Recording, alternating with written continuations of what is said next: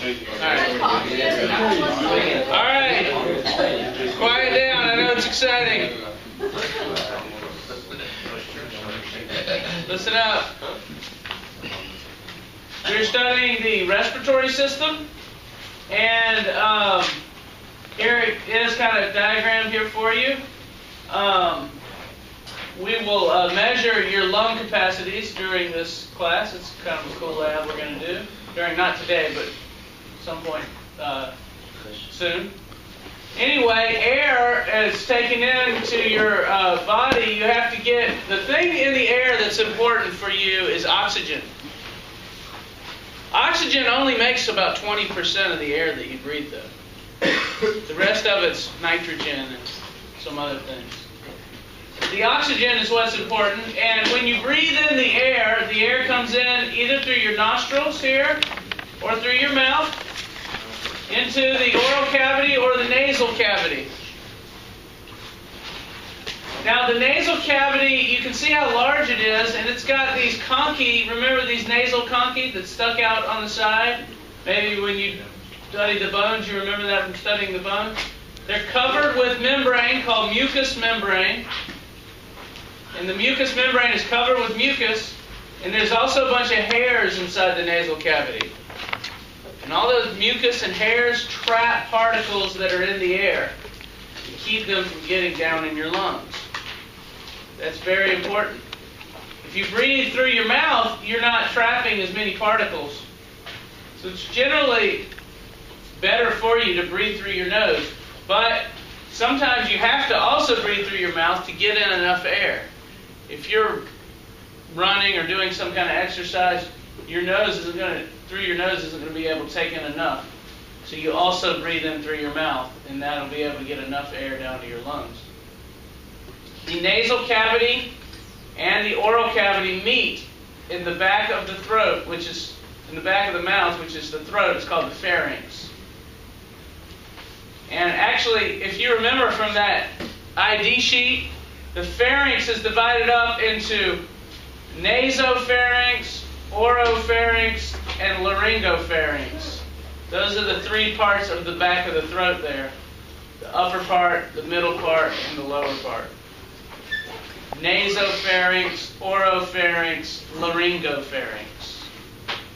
Do we have to know those? Yeah, that's part of your on your ID sheet on the digestive cavity ID.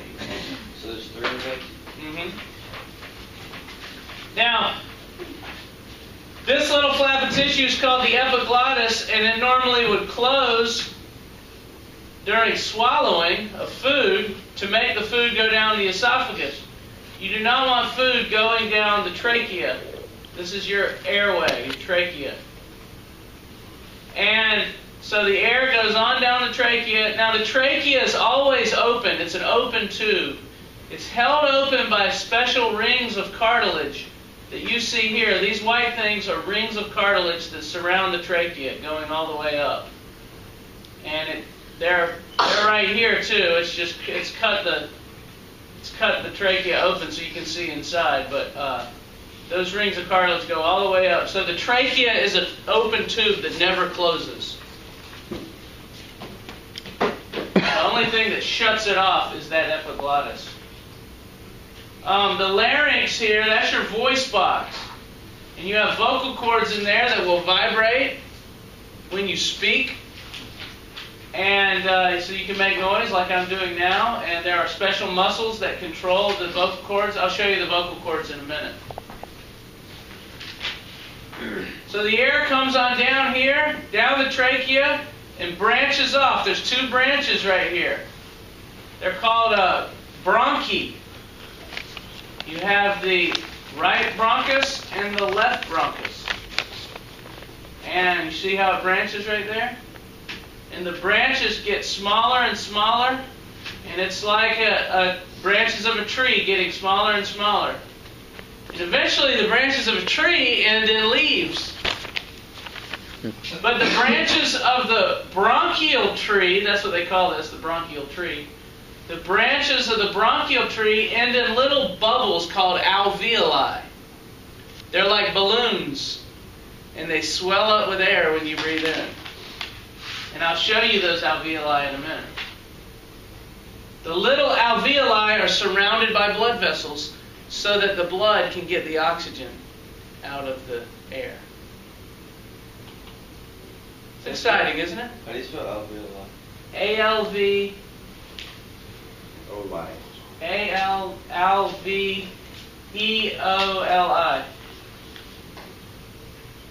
I think. You said they're like little rings or something? They're like little bubbles. Alright. There they are. That's what they look like right there. There's the word. Alveoli. So see how these branch into smaller and smaller branches, and then these little bubbles. And those little bubbles are surrounded by blood vessels. They show it here in this picture. This is what they all look like. They've taken away the blood vessels here so you can see the alveoli, but they're actually all surrounded by blood vessels. And so the blood comes in from the pulmonary artery. It branches out. You can see it's blue. That means it doesn't have any oxygen. And then it changes to red when it picks up the oxygen. And then when it leaves the lungs, it's oxygenated. And these little tiny blood vessels that surround the alveoli are called capillaries.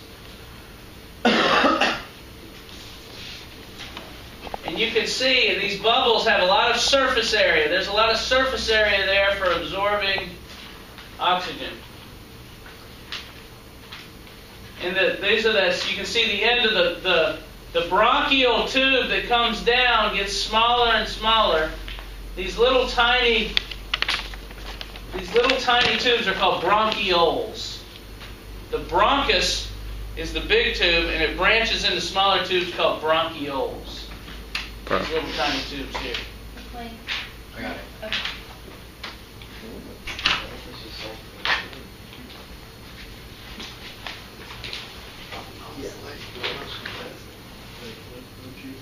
You can see here the two lungs are actually a little bit different. They're not exactly the same.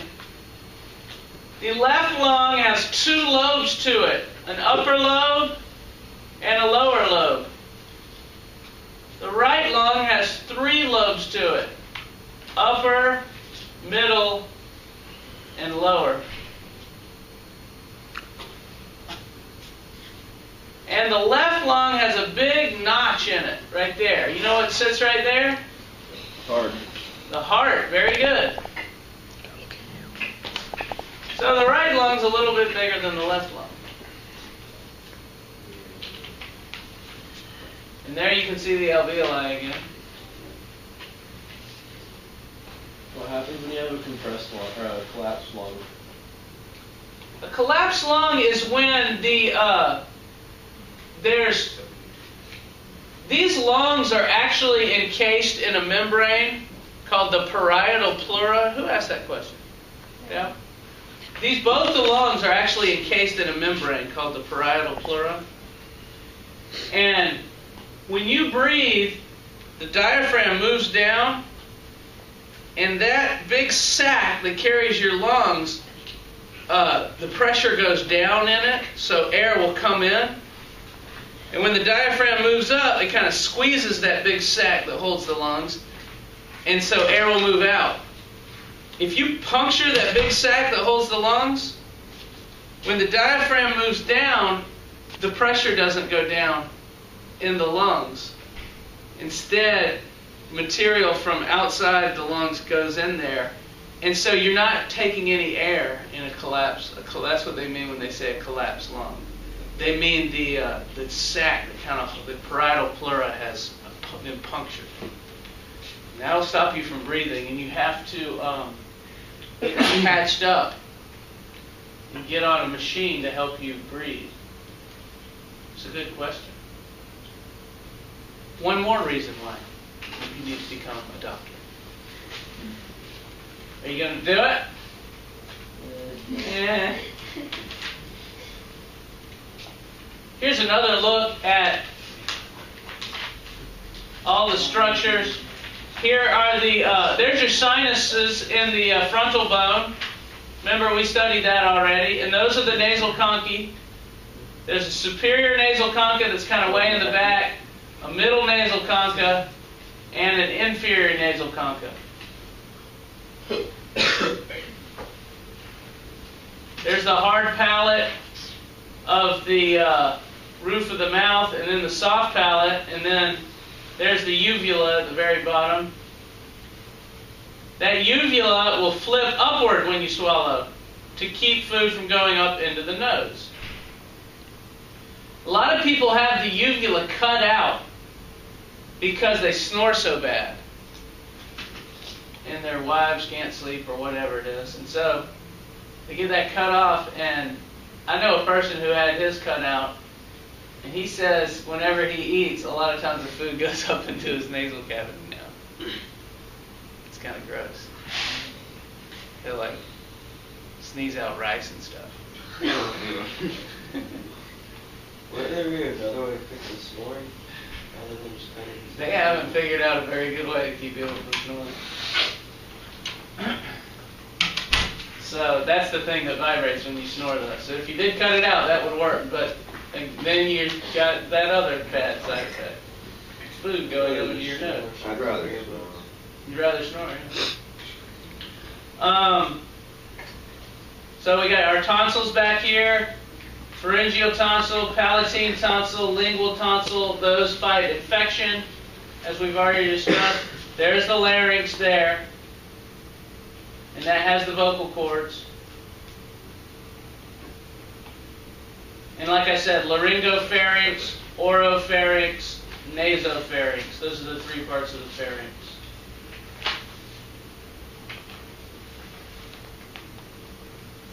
Your respiratory airways are lined with cells that look like this. Do y'all remember what type of cell this is? It's got cilia on the top. Y'all, close. Pseudostratified columnar epithelium. Very good. That's it. That's what these cells are. And they line the entire respiratory passageway, and they have little hairs on them, little cilia. And the cilia move like this and move mucus.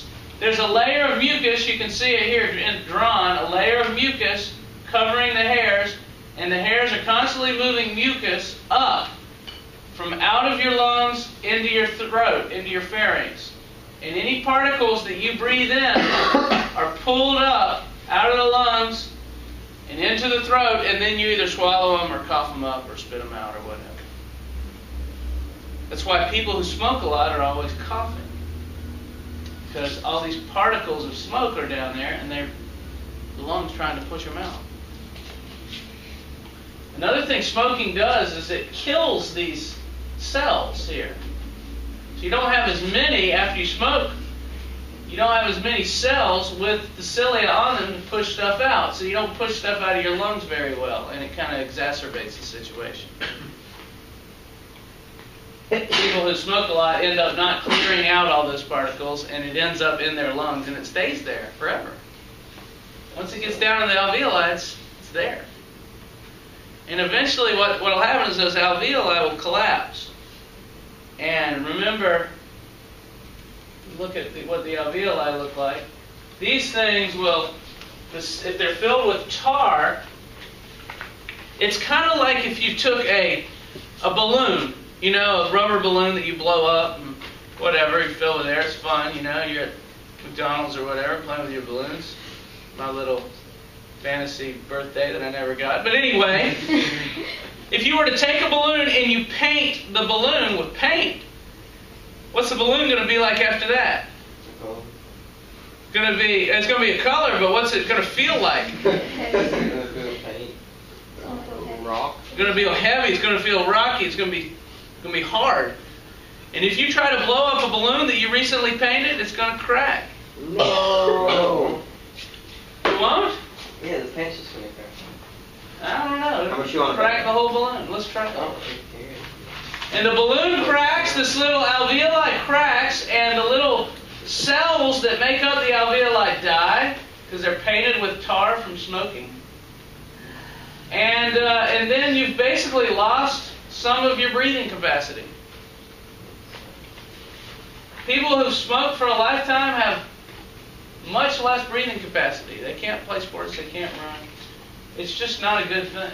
Plus, you get cancers that form down there, and those cancers will spread and kill you. There's all sorts of bad things about smoking. You shouldn't do it, even if you just smoke a little bit. Some people go, well, I only smoke at parties. Of course, they party 5 times a week, but even just smoking a little bit like that kills your lungs. And if you're going to be an athlete, like me, you don't need to be smoking. You got to get all the oxygen you can.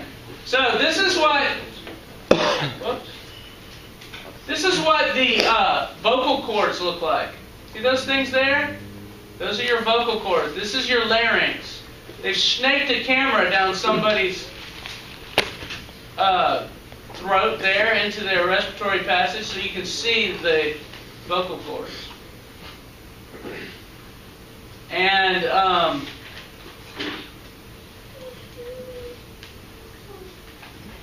there are the vocal cords there. There's a drawing of them.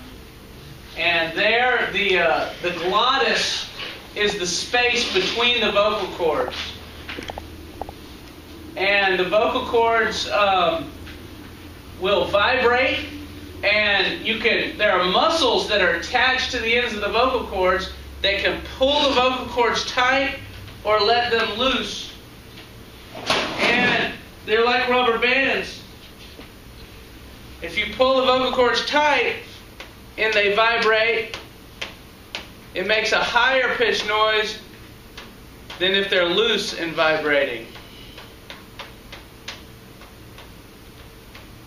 This could be a new instrument, rubber band music. And so by stretching your vocal cords, you can go high, or you can go low. La la la la la la la. It's beautiful, isn't it? So you just got to train your muscles to pull your vocal cords, to pull them in the right way. And if you just let them open up, the air goes right past, and you don't hear anything like this.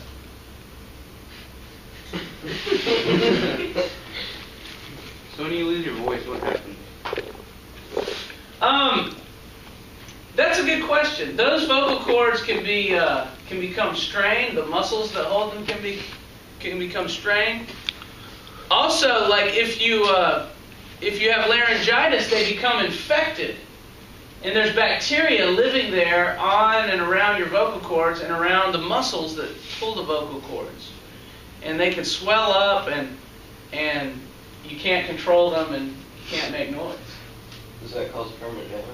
Usually not. Usually the infection goes away. You take some antibiotics, it kills the infection, or your body gets over the infection and it goes right away, and you're fine.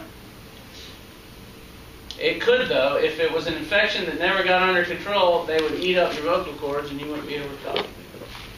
But usually nowadays you just go take antibiotics and it cures it right up.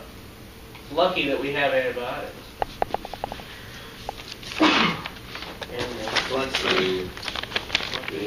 That's the thin lining of the alveoli. Those little cells are called simple squamous cells. And that's what an alveoli looks like. It's just an alveolus, just a thin sac. And oxygen can just diffuse right through it into the blood.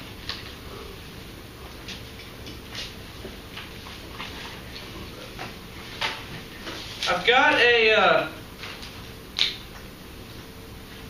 I got everything here. I have a little video I want to show you before we do our IDs on a larynx transplant.